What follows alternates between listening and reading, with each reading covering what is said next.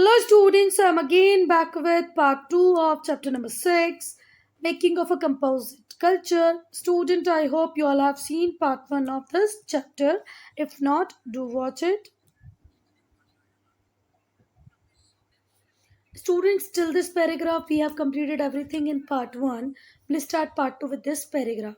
So student, in this period female education was also encourage. इसी period में female education को बहुत encourage किया गया, प्रमोट किया गया। इम्पीरियल हाउस होल्ड, जो रिच हाउस होल्ड्स थे, वहाँ पर फीमेल को पढ़ने लिखने की परमिशन दी गई। बहुत सारी इम्पीरियल हाउस होल्ड्स में वेल वर्स्ड थी, बहुत अच्छे तरीके से जानती थी औरतें पर्शियन लैंग्वेज को एंड रिलीजियस लिटरेचर को। So the ladies of imperial household were knowing Persian and religious literature. Babur की जो बेटी थी जिनका नाम था गुलबदन बेगम, उन्होंने लिखा हुमायूंनामा। बाबर्स डॉटर नेम्ड गुलबदन बेगम कंपोज्ड हुमायूंनामा। हुमायूंनामा किसने लिखा? गुलबदन बेगम ने। कौन थी? बाबर की डॉटर थी। एंड स्टूडेंट्स, इसी टाइम में जो आर्ट होता है कैलीग्राफी का, स्टाइलिश वे में जो लिखने का तरीका होता है वर्ड्स को, उसे ही हम क्या बोलते हैं? कैलीग्राफी। इस टाइम में कैलीग्राफी ने एक नई ही एक्सीलेंस को अचीव किया। समझ में आया ना? जब आप तरीके से न्यू वे में कैरेक्टर को बनाते हैं, इसे ही क्या बोलते हैं? कैलीग्राफी। और इस टाइम में कैलीग्राफी ने एक नई हाइट को अचीव किया।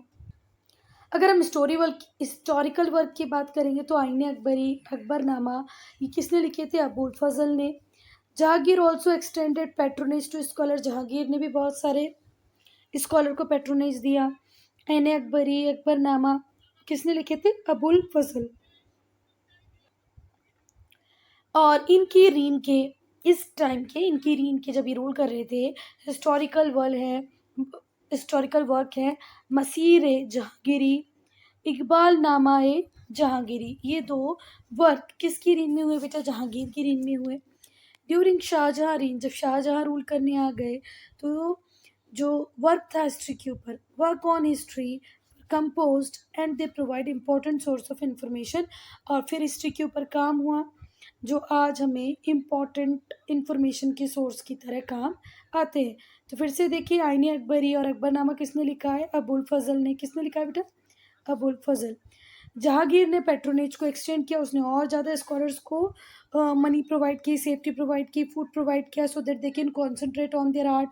जो हिस्टोरिकल वर्क था किसकी रीन का? जहांगीर की रीन था, वो था मासिर जहांगीरी और इकबाल नामा है जहांगीरी। सो जहांगीर का जब रीन था, हिस्ट्री पे भी बहुत काम हुआ और वो आज तक हमारे लिए इम्पोर्टेंट सोर्स की तरह काम करता है। और इसी टाइम में क्या लिखा गया? पातशाह नामा बाय अबुल हामिद। अबुल हामिद ने कौन सी बुक लिखी? पातशाह नामा। अबुल हामिद लाहौरी ने जो बुक लिखी उसका नाम था पातशाह नामा। शाह जहां नामा बाय इनायत खान। इनायत खान की बुक थी शाहजहां नामा। अबुल हामिद लाहौरी की बुक थी पातशाह नामा। एंड अमल ए साहिल किसने लिखी थी? मोहम्मद सालिह। फिर से मुझे बताओ, अबुल हामिद लाहौरी ने कौन सी बुक लिखी है? पातशाह नामा। शाह जहांनामा किसने लिखी है? इनायत खान ने। अमल ए साहिल किसने लिखी है? मोहम्मद साहिल। इसके बाद बेटा देखो, अगर हम अकबर की रीन की बात करें तो जो अकबर थे वो जब रूल कर रहे थे, अकबर को हम बोलते हैं ग्रेटेस्ट मुगल रूलर। तो जब अकबर का रूल चल रहा था तो उस टाइम में लिटरेचर ने बहुत ग्रोथ की पूरे नॉर्थ इंडिया में, बंगाल में। बीरबल जो थे वो फेमस पोएट थे। वो किसके कोर्ट में थे? अकबर के कोर्ट में थे। उन्हें काय का टाइटल मिला? कवि प्रिय का टाइटल मिला। किससे? राजा से। अकबर ने उन्हें किसका टाइटल दिया बेटा? कवि प्रिय का। और ये कौन थे? पोएट थे। पूरे नॉर्थ इंडिया में, बंगाल में लिटरेचर की ग्रोथ हो रही थी इस टाइम में। राजा मान सिंह ने वर्सेस लिखे हैं किसमें बेटा? हिंदी में। ये जो पेंटिंग है स्टूडेंट, ये मिनिएचर पेंटिंग का एक एग्जाम्पल है। किसका एग्जाम्पल है? Miniature painting. पेंटिंग की अगर हम बात करें तो ये जो इलस्ट्रेशन अभी हमने देखा, ये बाबर का मेमोयर है। ये दिखाता है executive style that mark the beginning of Mughal painting. इसमें एक अलग तरीके का एग्जीक्यूटिव डिज़ाइन दिखा गया है और यहीं से ये मार्क है किसका, मुगल पेंटिंग का। मतलब यहीं से मुगल पेंटिंग बिगिन होती है। हुमायूं ने पर्सियों क्या समझाया, किसको समझाया बेटा, दो आर्टिस्ट को, पर्शियन आर्टिस्ट को कि भाई चलो हमारे साथ कहाँ चलो, काबुल चलो। तो अकबर ने परस्यू किया, परस्यू करने का मतलब होता है समझाता।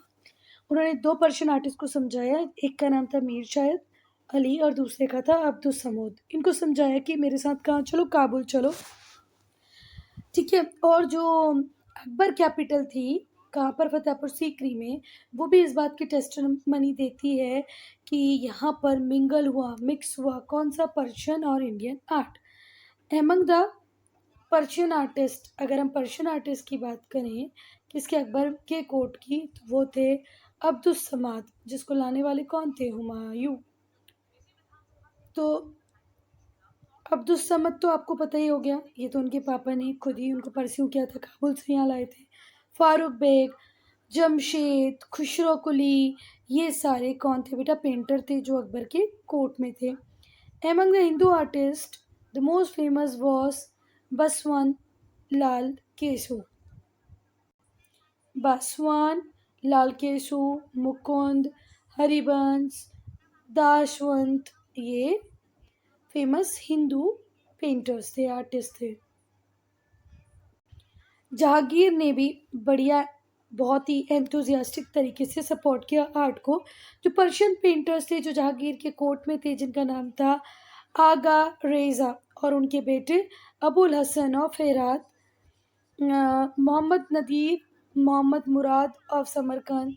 Among the Hindu artist were विश विशान दास, मनोहर एंड गोवर्धन। ये किसके कोर्ट में रहते थे बेटा, शाह जहांगीर के। Jahangir was well acquainted with the classical painting and miniature painting. Jahangir personally किसको ज़्यादा पसंद करते थे, किससे ज़्यादा क्लोज थे, क्लासिकल पेंटिंग और मिनिएचर पेंटिंग। बेटे जो दारा सिको थे, जिनको औरंगज़ेब ने मरवा दिया, ये बहुत बड़े पैटर्न थे आर्ट के, आर्ट को बहुत पसंद करते थे। उनका जो एल्बम है पेंटिंग के ऊपर, वो आज भी हिंदू ऑफिस में प्रिजर्व करके संभाल के रखा गया है। अगर हम आर्किटेक्चर की बात करें, तो जो मुगल की जो बिल्डिंग बनती थी, मुगल्स की जो बिल्डिंग्स बनती थी, the two gateways are inlaid with marble and coloured glaze. तो गेटवेज हैं जो मार्बल से बने हुए हैं, जिनके ऊपर कलर्ड ग्लेज हैं, जिनके ऊपर एनिमल और बर्ड्स के डिज़ाइन बने हुए हैं, जो कि अनयूजुअल था इस्लामिक आर्ट में। इस्लामिक आर्ट में बिल्कुल अनयूजुअल था कि आप एनिमल बर्ड के डिज़ाइन बनाएंगे, कलर्ड ग्लेज होगा, पर ये सब कुछ आपको यहाँ देखने को मिलता है। बेटा अकबर ने एक नई कैपिटल बनाई जिसका नाम था फतेहपुर सीकरी। ये आगरा से 43 किलोमीटर दूर है। इस सिटी का इस कैपिटल का जो कंस्ट्रक्शन है वो स्टार्ट हो गया था 1569 में और कंप्लीट हो गया था 1586 में। 17 साल 17 ईयर्स लगे इसको बनाने में। अगर हम कुछ गुड बिल्डिंग्स की बात करें जो इस फोर्ट में है, वो है palace of Jodhabai, house of Birbal, tomb of Shaikh Salim Chishti, Ibadat Khana, Jama Masjid, Panchmahal. और जो पंचमहल था वो तो पिरामिडिकल बिल्डिंग, पिरामिड बिल्डिंग में बना हुआ था, पिरामिड शेप का। वॉज अ पिरामिडिकल बिल्डिंग जिसके ऊपर 5 स्टोरीज थी, जो बुद्धिस्ट बिहार की तरह दिखता था।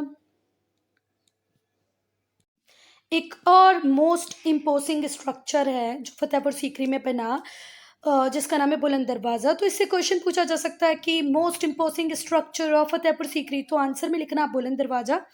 ये एक बहुत बड़ा गेटवे है, सदर्न एंट्रेंस, फोर्ट के सदर्न एंट्रेंस में मिलेगा आपको। ये बनाया है अकबर ने अपनी गुजरात जीत को दिखाने के लिए, कमोमरेट करने के लिए। ये मार्बल और सैंडस्टोन से बना है। ये लार्जेस्ट गेटवे है इंडिया का। Write down the name of largest gateway in India, तो क्या लिखोगे, बुलंद दरवाज़ा। इसका जो शेप है वो सेमी ऑक्टागन है। 8 साइड से मिलकर जो बना होता है उसको ऑक्टागन बोलते हैं ना, तो इसका जो शेप है वो सेमी ऑक्टागन है, पूरा ऑक्टागन नहीं, सेमी ऑक्टागन है। अगर हम जहांगीर की रीन की बात करें तो इस टाइम में ज़्यादा यूज़ हुआ मार्बल का, कलर टाइल्स का, पितृदूरा। पितृदूरा क्या होता है बेटा? प्रीशियस स्टोन, मतलब बहुमूल्य जो स्टोन होते हैं उनसे इनले वर्क करते हैं, उसे पितृदूरा कहते हैं।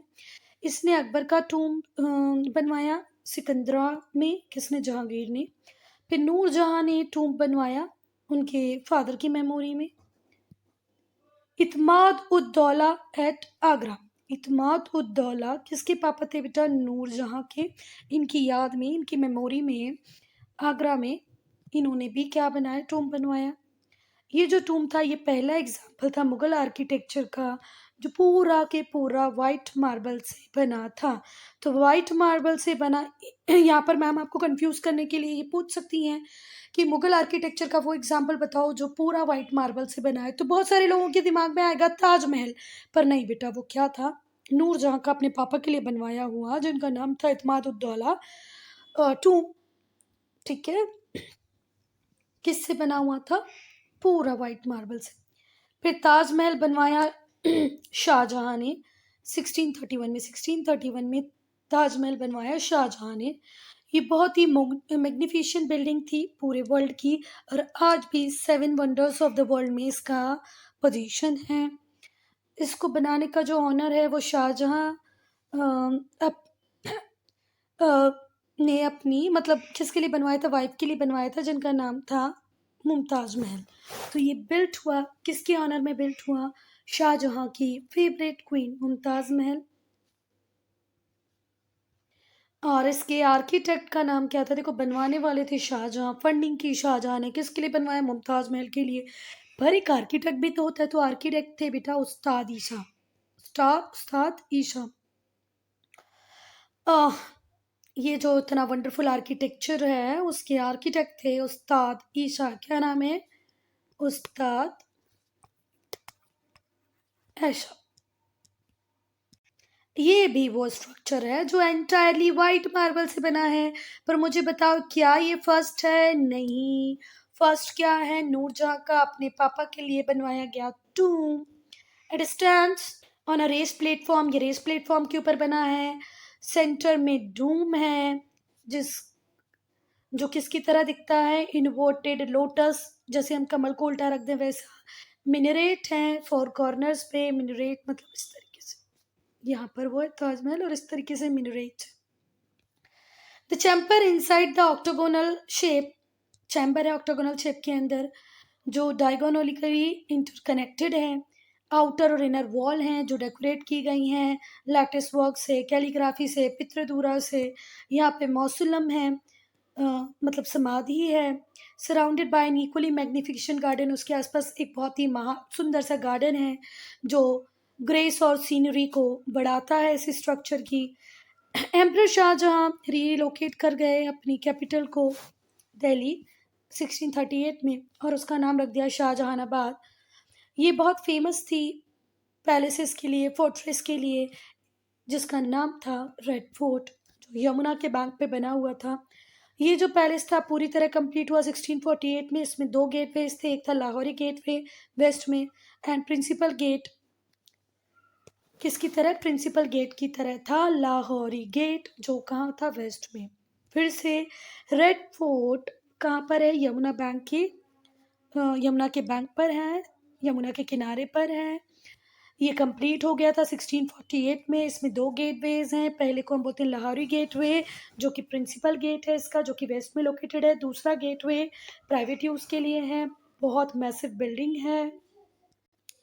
इसके अंदर दीवाने आम दरबार है, दीवाने खास है, हॉल ऑफ प्राइवेट ऑडियंस है। दरबार दीवाने आम, दीवाने खास, हॉल ऑफ प्राइवेट ऑडियंस है। मोती मस्जिद बनाई गई है मार्बल से, जो बाद में ऐड की किसने? औरंगजेब ने। ये जो कॉम्प्लेक्स था, the complex has striking palace such as Sheesh Mahal. इसी के अंदर शीश महल है, रंग महल है, मोती महल है। एक और मैग्निफिशेंट बिल्डिंग है जो शाहजहां ने बनवाई थी, वो है जामा मस्जिद, रेड फोर्ट के पास ही है। ये इंडिया की लार्जेस्ट मॉस्क्यू है, largest mosque of India. Jama Masjid किसने बनवाई थी? शाहजहां ने बनवाई थी। किसके पास है? कहाँ पर है? रेड फोर्ट के पास ही है। Largest mosque in India, Jama Masjid. and took 10 years to be completed. Jama Masjid को बनने में 10 साल लग गए थे. It is built on a lofty basement with imposing gateway. बड़े बड़े gateways हैं, तीनों साइड से lofty basement है. 12 domed and pillared kiosk हैं 4 corners पे, जो कि इसकी ब्यूटी को और ज़्यादा बढ़ा देते हैं. ऐसे पढ़ के समझ में नहीं आएगा बेटा पिलर्ड कियोस्क क्या है, डूम्ड क्या है. आप एक बार जामा मस्जिद का 4D इमेज देखो तो समझ में आएगा. प्रेयर हॉल एंट्रेंस है 11 आर्क. प्रेयर हॉल के एंट्रेंस में इस तरीके से 11 आर्क बनाई गई हैं. And the central arc rises above the roof. और जो सेंट्रल आर्क है वो रूफ के ऊपर है. ब्यूटीफुल गार्डन है जो भी किसने बनाया था, शाहजहां ने, जिनका नाम है शालीमार बाग लाहौर में, वजीर बाग कश्मीर में. सो स्टूडेंट यहाँ पर ख़त्म होता है चैप्टर. कोई डाउट है, कोई प्रॉब्लम है तो कमेंट सेक्शन में लिखें.